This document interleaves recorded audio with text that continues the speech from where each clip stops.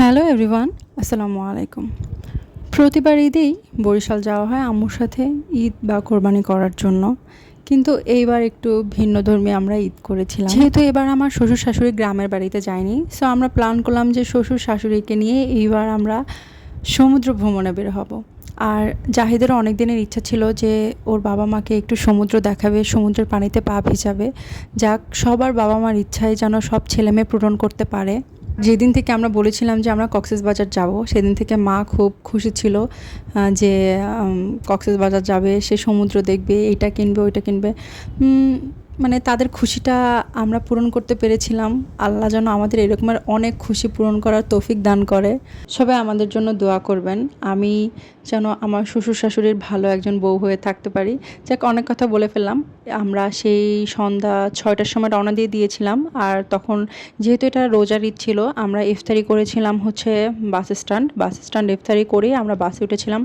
সারা রাত অনেক ঝড় বৃষ্টি হয়েছিল, আর ঝড় বৃষ্টির মধ্যে বাস জার্নি খুব ভয়ঙ্কর একটা অবস্থা।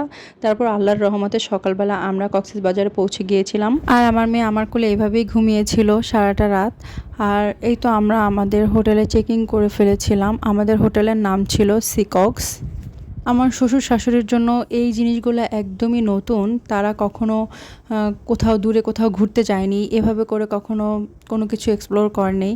সো তাদেরকে এখানে এনে আমার খুবই ভালো লেগেছিল, সত্যি কথা বলতে। আর এটা ছিল আমাদের রুম। আমরা হচ্ছে একটু ভিতরের দিকে রুম পেয়েছিলাম। আমরা হচ্ছে সাইডে রুম পাইনি, সেগুলো আগে থেকেই বুক করা ছিল। যদি আমি আজকে নিই, সেটা কালকে ছেড়ে দিতে হবে, এমন অবস্থা। সো আমাদের দুইটা রুমই পাশাপাশি নিয়েছিলাম। বাবা মার জন্য একটা রুম, আর আমাদের তিনজনের জন্য আর একটা। যেহেতু আমরা এখানে ঈদ করেছিলাম, আমরা 5 দিন কক্সবাজার থেকে ছিলাম। আর 5 দিন কক্সবাজার থাকার জন্য আমি মনে করি এই রুমটা আমাদের জন্য বেস্ট ছিল। আর যদি আমরা একদম ফ্রন্ট সাইডে পেতাম, সেটা আরও বেশি ভালো হতো।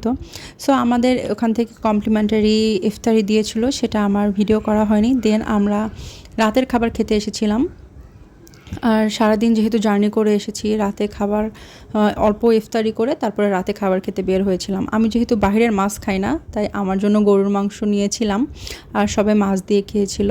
আর আমার মেয়ে পুরো কক্সবাজারের জার্নিটায় সে শুধু কাঁচা আম মাখানো, সেটা খুব মজা করে খেয়েছে। আর ওর খাবার দেখে, আমি তো রোজা ছিলাম, আমারও খুব খেতে ইচ্ছা করতো, আমি রাতে খেতাম। আর রাত যখন ইফতারি করে আমরা বের হতাম, ঘুরতে বের হতাম বা বিচে আসতাম, তখনই জাহিদের কাছে বায়না ধরতাম আম খাওয়ার জন্য। সো আজকের ভিডিও এই পর্যন্তই। আল্লাহ হাফেজ।